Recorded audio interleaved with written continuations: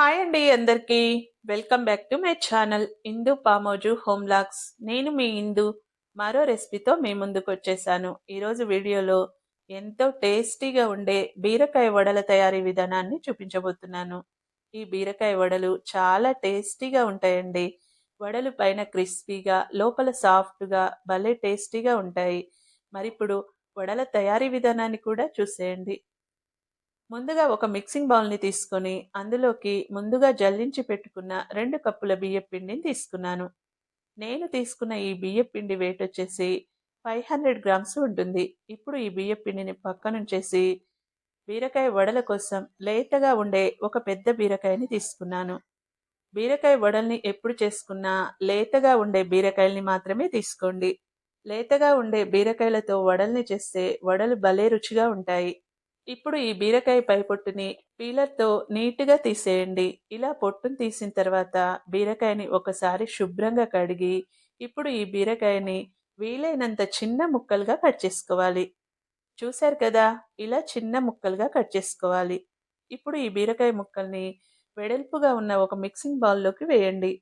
అలాగే సన్నగా కట్ చేసి పెట్టుకున్న ఒక కప్పు ఆనియన్స్ తరుగు, రౌండ్‌గా కట్ చేసుకున్న అరకప్పు పచ్చిమిరపకాయ తరుగు, శుభ్రంగా కడిగి పెట్టుకున్న 2 రెమ్మల కరివేపాకు, అర టీ స్పూన్ జీలకర్ర వేసి ఇప్పుడు ఈ బీరకాయ ముక్కల్ని సాఫ్ట్‌గా అయ్యేంత వరకు చేతితో గట్టిగా ప్రెస్ చేస్తూ కలుపుకోండి. బీరకాయ ముక్కలు సాఫ్ట్‌గా అయిన తర్వాత ఇందులోకి పావు టీ స్పూన్ పసుపు, టీ స్పూన్ ఉప్పు వేసి ఉప్పు, పసుపు ముక్కలకి పట్టేలా ఒకసారి బాగా కలపండి.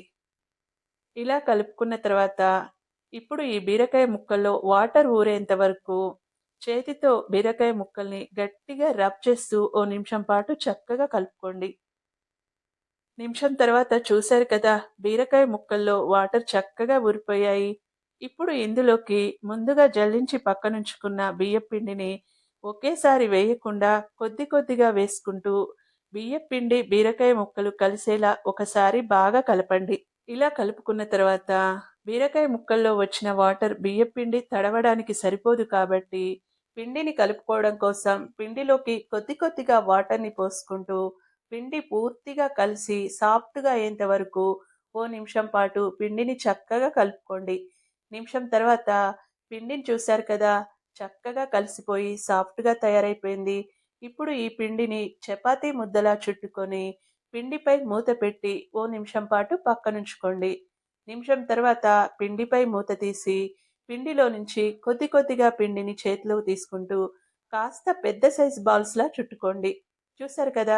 ఇలా బాల్స్‌లా చుట్టుకొని పక్కనుంచుకోవాలి. ఇలాగే పిండి మొత్తాన్ని బాల్స్‌లా చుట్టుకొని పక్కనుంచుకోండి. ఇలా ప్రిపేర్ చేసుకున్న పిండి బాల్స్‌ని పక్కనుంచేసుకొని ఇప్పుడు వడల్ని డీప్ ఫ్రై చేయడం కోసం ముందుగా స్టవ్ వెలిగించి స్టవ్ పై కళాయిని పెట్టండి. కళాయిలోకి డీప్ ఫ్రైకి సరిపడినంత ఆయిల్‌ని పోయండి. ఆయిల్‌ని పోసిన తర్వాత మంటని హై ఫ్లేమ్‌లో ఉంచి ఆయిల్‌ని బాగా కాగనివ్వండి. ఇప్పుడు ఈ ఆయిల్ కాగేలోపు వడల్ని చేసుకుందాం. ఇక్కడ నేను వడల్ని చేసుకోవడం కోసం పాలిథిన్ కవర్‌ని తీసుకున్నాను.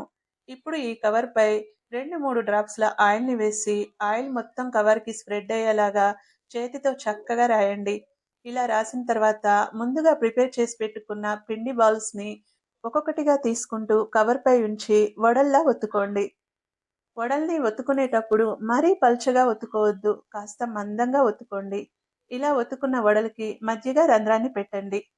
ఇలా పెట్టుకున్న తర్వాత ఇప్పుడు ఆయిల్ కాగిందో లేదో ఒక్కసారి చెక్ చేయండి. ఆయిల్ బాగా కాగిందనుకున్నాక ముందుగా చేసి పెట్టుకున్న వడల్ని మెల్లగా చేతిలోకి తీసుకొని కాగుతున్న ఆయిల్లోకి మెల్లగా వేయండి.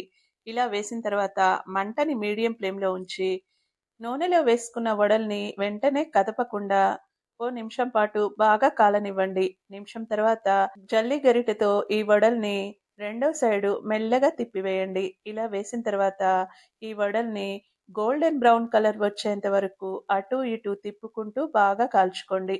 వడలు బాగా కాలి గోల్డెన్ బ్రౌన్‌లోకి వచ్చిన తర్వాత ఈ వడల్ని జల్లీ గరిటెతో తీసుకొని ఇప్పుడు మరొక బౌల్‌లోకి వేసుకోండి. ఇలా వేసుకున్న తర్వాత మిగతా పిండిని కూడా ఇలాగే వడల్లా ఒత్తుకొని నూనెలో వేసి బాగా కాల్చుకోండి. అంతే, మిగతా పిండితో కూడా వడల్లా ఒత్తుకొని నూనెలో వేసి కాల్చుకోండి. ఎంతో ఈజీగా ప్రిపేర్ చేసుకోవచ్చు. పైగా చాలా టేస్టీగా ఉంటాయి. మరి మీరు కూడా బీరకాయలతో ఎప్పుడు చట్నీ, కర్రీనే కాకుండా ఒక్కసారి వడల్ని చేసుకోండి. మీకు కూడా ఖచ్చితంగా నచ్చుతుంది.